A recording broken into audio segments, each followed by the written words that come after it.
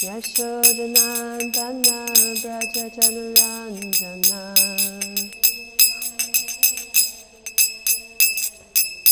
Yamuna Tira Vanachari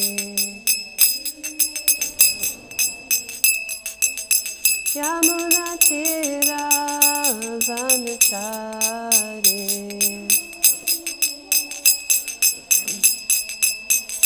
Jaya Radha Madhava Punjabi Hari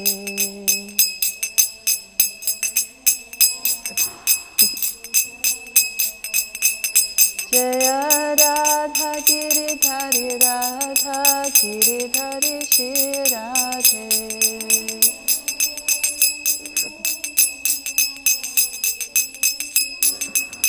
Prabhupada, Prabhupada, Prabhupada, Jai Jai Prabhupada.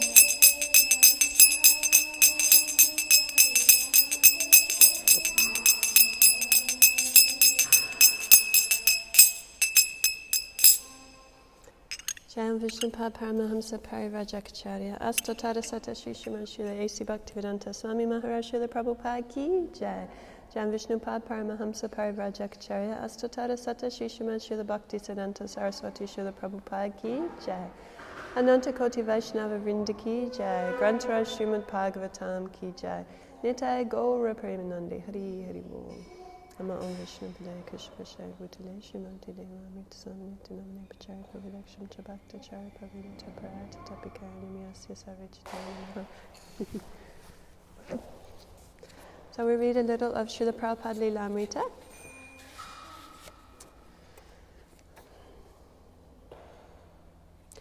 Abai was an acknowledged pet child of both of his parents. In addition to his childhood names Moti, Nandulal, Nandu and Kocha, his grandmother called him Kachorimukhi,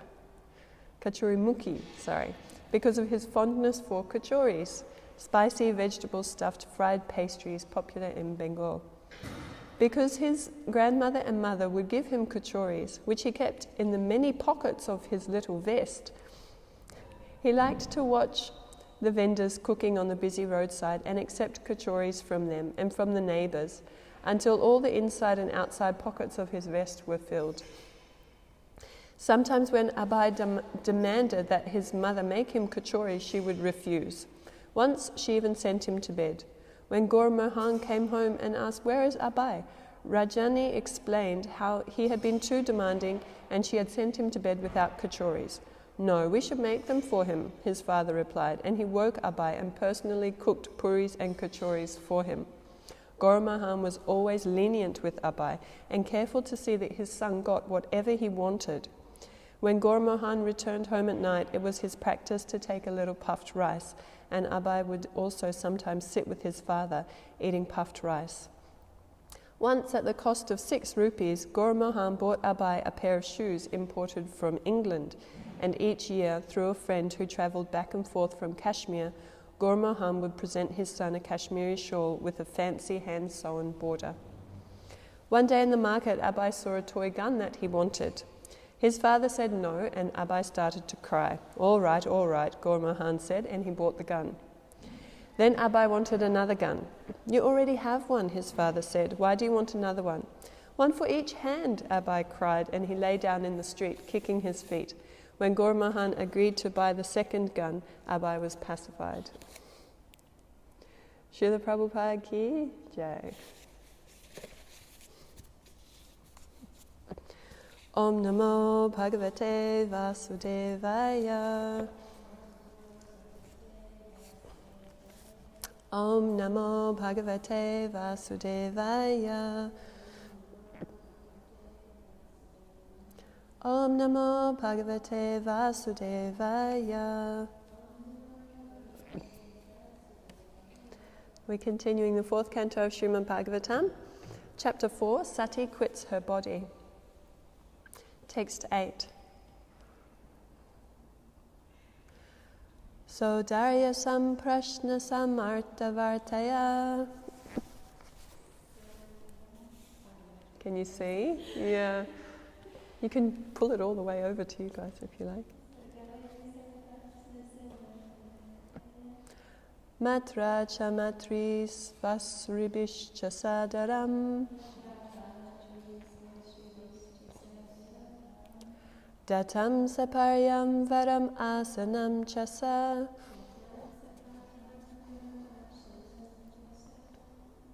nadata pitra prati nandita sati.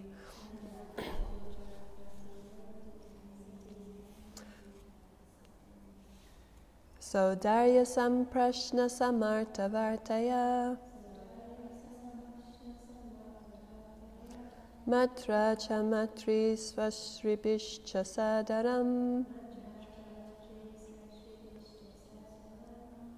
Datam saparyam varam asanam chasa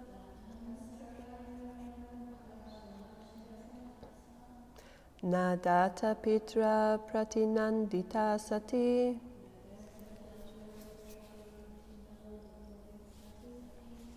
So Dharya Samprashna Samarta Vartaya Matra cha matri svashribishcha sadaram Datam saparyam varam asanam chasa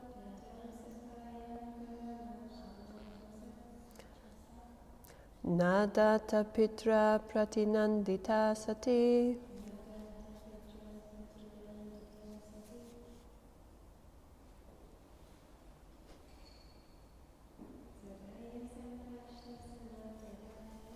So Dharya Samprashna Samarta Vartaya Matra cha matri svashribishcha sadaram Datam saparyam varam asanam chasa Nadata pitra pratinandita sati. So Darya Samprashna Samarta Vartaya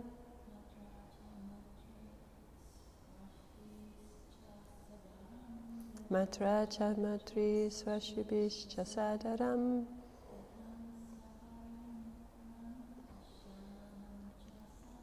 Datam saparyam varam asanam chasa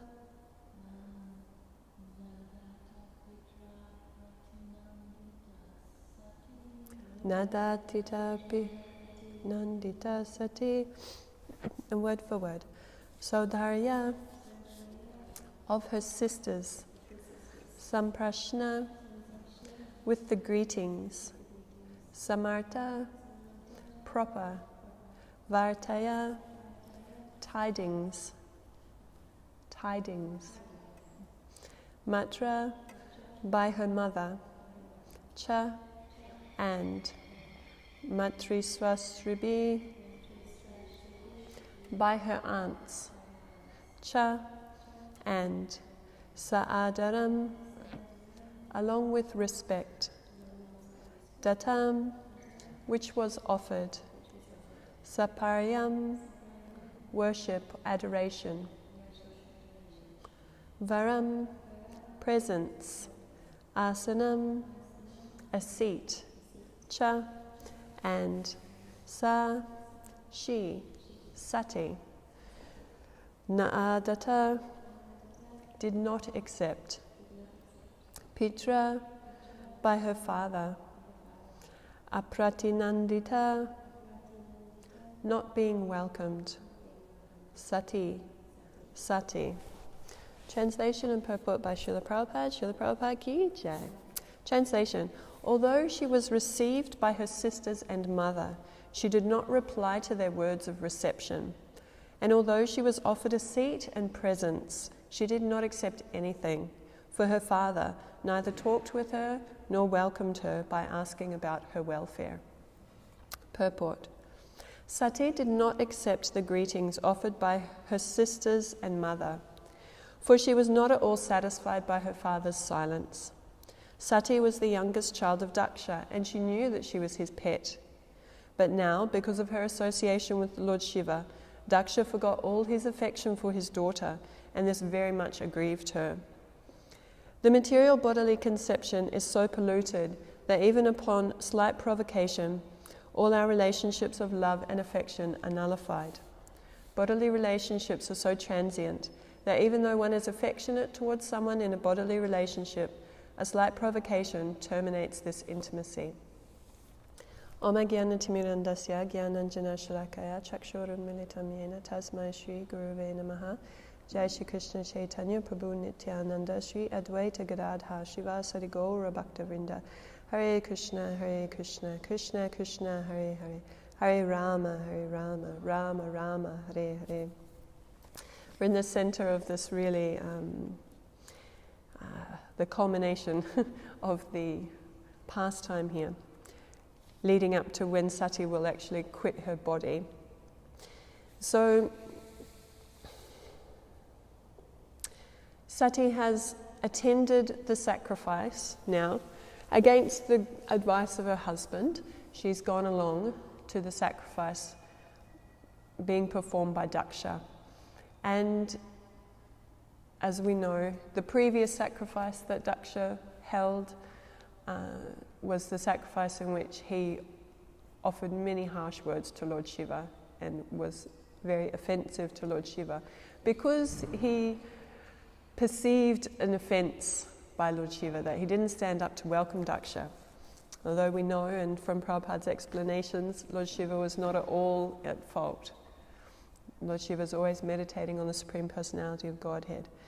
And as such, he was not obliged to offer respects to Daksha. He did not need to stand. But because Daksha saw Lord Shiva as his son-in-law, tied by this bodily relationship, then he was expecting that respect. And because of that perceived disrespect by Lord Shiva, then Daksha let out all of his suppressed feelings against Lord Shiva that he had held for some time, and he spoke to Lord Shiva very, very harshly. And then Lord Shiva left the sacrifice.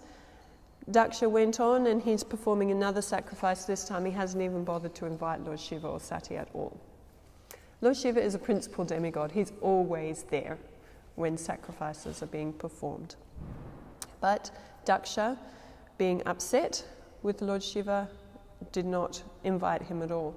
And even when his daughter, his pet daughter, the youngest child, yes, who's the natural repository for a lot of affection, you know, they're little, they always get a lot of affection, the youngest. And Sati knew this. She knew that she was her father's pet daughter. And so she was very aggrieved. She was very hurt by him not even welcoming her, not even looking at her. Her mother and her sisters, they knew about this whole, intrigue and difficulty between Lord Shiva and Daksha. But because of their affection for Sati, their natural affection for her, they didn't come under the influence of Daksha's mentality. When they saw Sati, they had tears in their eyes. They welcomed her. They were so happy to see her. And Srila Prabhupada describes in the previous purport how women are soft-hearted in this way, but men sometimes can be very hard-hearted.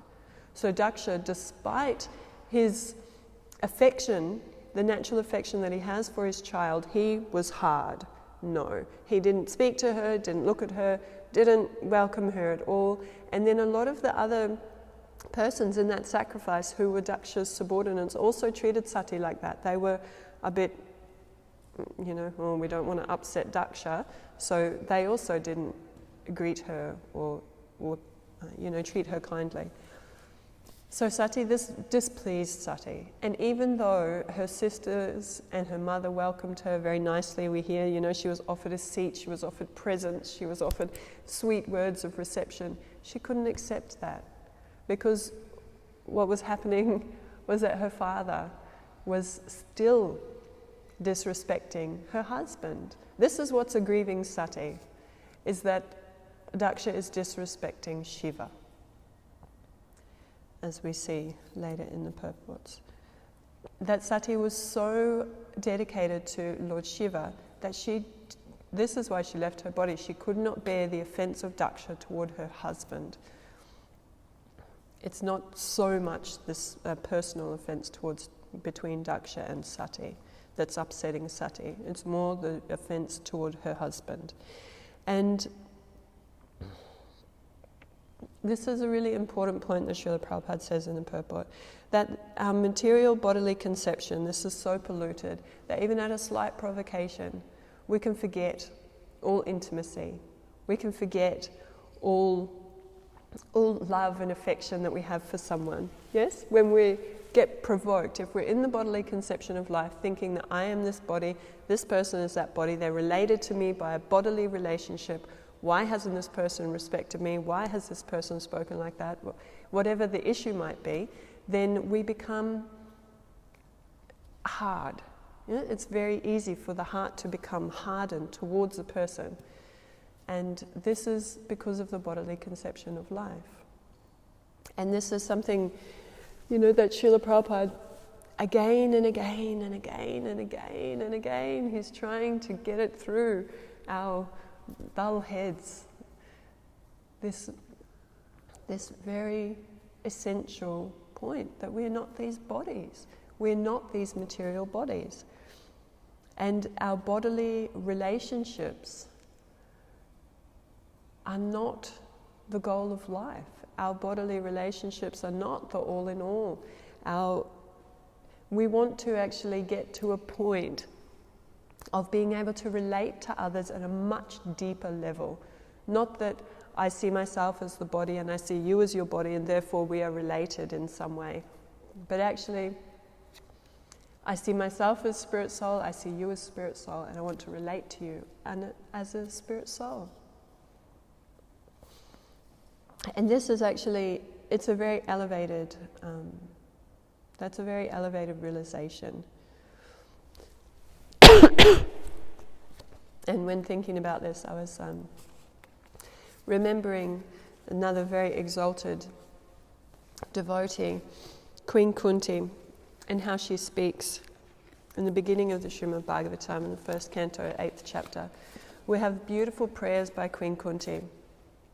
And if we're ever needing, as we always do, needing inspiration and advice, and we can always turn to these prayers of Queen Kunti.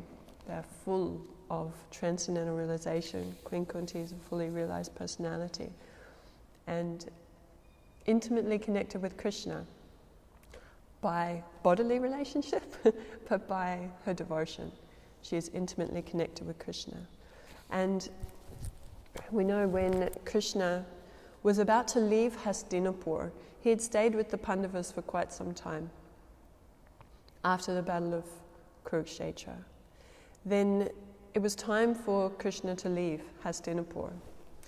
And there's those beautiful paintings and we can see the scene, Krishna's trying to leave on his chariot, there are crowds of people around.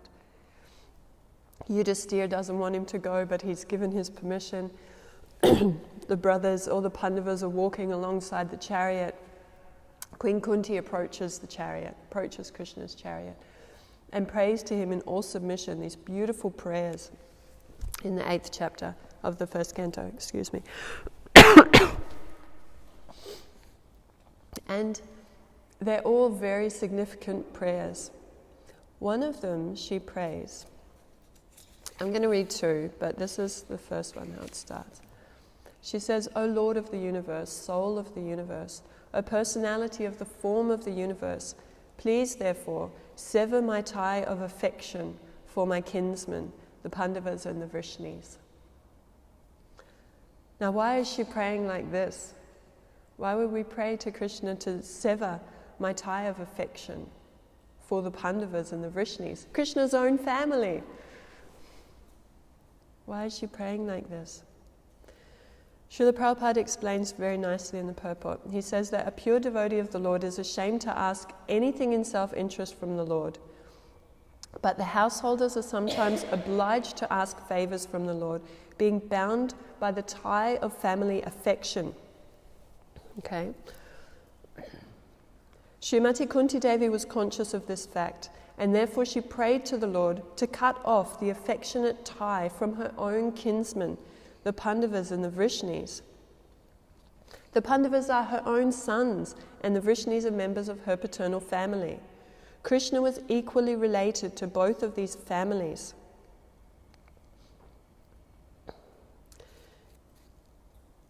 A pure devotee cuts off the limited ties of affection for his family and widens his activities of devotional service for all forgotten souls.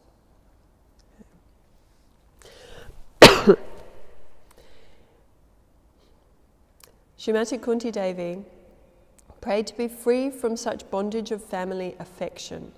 Now, Prabhupada explains that Kunti Devi is not praying to be free from affection in general. You know, she's not praying to be free from having affectionate, soft feelings towards others. Doesn't mean like that. She's praying to Krishna to free me from this bodily tie. Not to free me from affectionate, loving relationships, spirit soul to spirit soul. It's devotees. You know, she's saying, let me sever that tie that makes me see them as my sons, that makes me see them as my family members. And this is a very exalted prayer. She's not praying to become hard-hearted. She's not praying to become, void and free from affection. What she's praying is, I don't want to be bound by bodily ties. Yeah. Based on the body. That's what she wants to be rid of.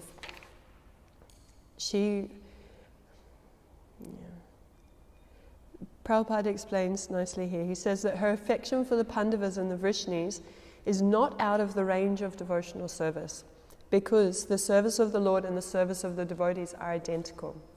Yes, so we understand that point. And sometimes service to the devotee is more valuable than service to the Lord. But here the affection of Kunti Devi for the Pandavas and the Vrishnis was due to family relations. This tie of affection in terms of material relation is the relation of Maya, because the relations of the body or of the mind are due to the influence of the external energy. When Kunti Devi wanted to cut off the family relation, she meant to cut off the relation of the skin. The skin relation is the cause of material bondage, but the relation of the soul is the cause of freedom. This relation of the soul to the soul can be established by the via medium of the relation with the supersoul.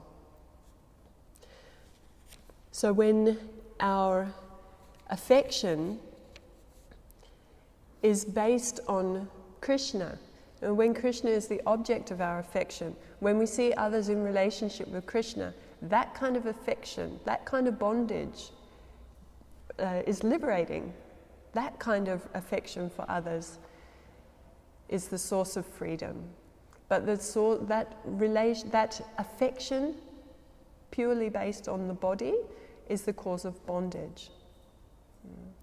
So this is,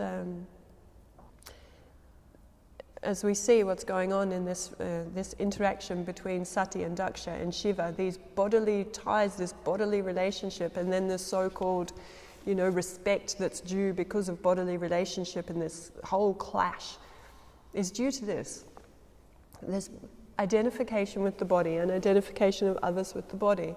If Daksha was not seeing like that in the beginning, if Daksha was not seeing, oh, Lord Shiva is my son-in-law, therefore he should stand up and respect me, if he wasn't seeing like that, this whole situation would have been different. But because he was seeing it in that way, then so much flow-on effect from that. So this is always our very essential lesson in Krishna consciousness, and something that we're always striving towards, isn't it? It's like sometimes this kind of consciousness may be very prominent for us, that yes, I'm the servant of Krishna, I'm not my body, I'm spirit soul. When we're in the fire of devotional service, good chanting, nice association with devotees, this kind of consciousness naturally arises in us that yes, I'm Krishna's servant. This is a consciousness that we need to, I'm just speaking for myself, we need to fight to keep it there, to keep it up. Because the influence of the external energy is that it brings us down. Yes, the external energy, the material modes of nature are pushing on us, and sometimes we may begin to see simply based on the body, bodily relationships here and there, but this is always something to strive for, this understanding that I am soul and you are soul, and let's relate on that level. And then that love and affection between devotees, that's the source of freedom, as Prabhupada says. So we want to be bound up by the tie of affection. We just want to have it in the proper way, in a way that we're bound up, but we're free. We're bound up by affection towards the devotees, affectionate dealings, affectionate relationships, careful relationships, not harsh, as we're also learning through this pastime, how important it is to be conscious and careful in our dealings with others. And practicing, seeing how everybody is serving Krishna, seeing the glories of the devotees, as we were hearing on Sunday in the class, Sunday morning class. To be a person means that we have fault. It means that we have lack. Yes, that's just part of the deal. But to actually see others, to see devotees, see the glories of devotees, not look for the faults, look for the glory, And in that way we can elevate ourselves out of this lower perception of life. We can see how dear the devotees are to Krishna, how special the devotees are. And as Prabhupada says in the purport, widening our span of vision, not just so we see those immediately around us, that are connected by bodily ties or even just here. We need to widen our span, widen our perception, widen our vision so that we are able to show mercy to all living entities. Jiva doya, this is a quality of a devotee. To show compassion to all living entities. And to do that means we need to be able to feel affection for them. We have to be able to care, because there's no way that you can really show real compassion to others if you don't care. So the devotee's heart becomes soft, softer and softer and softer with affection. We develop affection for other living entities based on our affection that we're developing for Krishna, because we see the presence of Krishna within everyone. In Krishna book, Prabhupada says, it's in the beginning, one of the first, maybe it's about the 5th or 6th chapter. I've always really liked this sentence. Srila Prabhupada says there that by hearing and chanting of the pastimes of the Lord, by studying the pastimes of the Lord, we become eligible to create friendships with the devotees. What is that eligibility? We need to build our relationship with Krishna, then we're able to build a proper relationship with other living entities and develop real friendship, because it's based on something higher. It's not based on the body. It's not based on how much I have in common with you materially or, what your background is or anything like that. It's not based on that. So when we develop our relationship with Krishna, we're also developing our eligibility to have real relationships with devotees. And it's those relationships with devotees that are the source of freedom, will set us free from this bondage of the bodily identification of life. So I'll leave it there. Would anyone like to make a comment or ask a question or share some realization?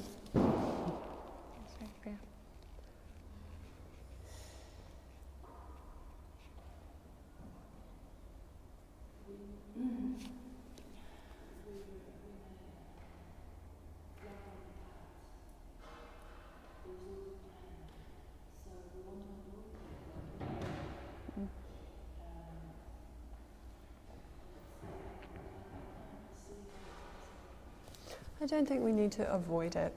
We just need to see it in the proper perspective. When a loved one passes, we're going to feel pain. That's a natural human condition. you know. But as a devotee, we don't feel pain because of that bodily separation. We feel pain, you know, we're not seeing that the body is dead, the person's gone, you know, we're not under that illusion that they are their body, and therefore that's why we're in pain. We're in pain because we don't know what's happened to them, we don't know where they've gone, or, you know, it's not like that. The pain we feel is separation. You know, we feel separation from that person who we understand as the soul. That's who we were attracted to, that's who we loved. So as a devotee, we see it in the right perspective. It's not that we don't feel pain or grief when someone dies, or we're not compassionate when someone is sick because we know they're not the body and therefore we don't, you know? It's not that we become, as Prabhupada says in that prayer from Queen Kunti, it's not as though we can become free from affection for other living entities. That's natural. It's a natural condition of life. But we want that affection to be based on more than just the body. We don't feel sorry for someone when they're simply, you know, yeah. It's just not based on the body. It's deeper, you know. And we hear the songs of the previous acharyas, and what do they say, you know? I will smash my head against the rock due to separation. Where has my dear devotee gone? Yes, where are they? Oh, that separation from you fills me with pain. You know, we see in the Shastra, you know, when the Pandavas were young and Pandu died, they had that funeral procession. Everyone's wailing. Everyone's just so distraught. Krishna's intimate devotees, they were still so distraught because of separation. So that's very, very natural. We can't remove that. We don't want to remove it and become hard-hearted, you know. Devotee is so soft-hearted. A devotee feels the pain of others, you know. That's how we can look at others' situations and just feel pain, you know. The devotee actually feels so much all the time.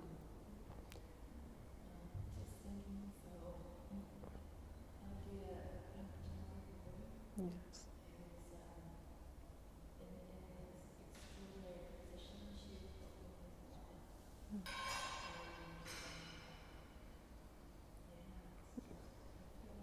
Yes. Yeah. Yeah, that's true. Yeah, the situation around the world can bring us, you know, we should be feeling a lot of compassion for that, you know. And these exalted devotees, exalted souls. Yeah. Yes. Devotee is soft-hearted. Devotees don't become callous to others' suffering. But we see it in the proper perspective. That's what Krishna conscious knowledge gives us. Yeah. Grantaraj Srimad Bhagavatam ki jai, Srila Prabhupada ki jai, Srila Gurudev ki jai.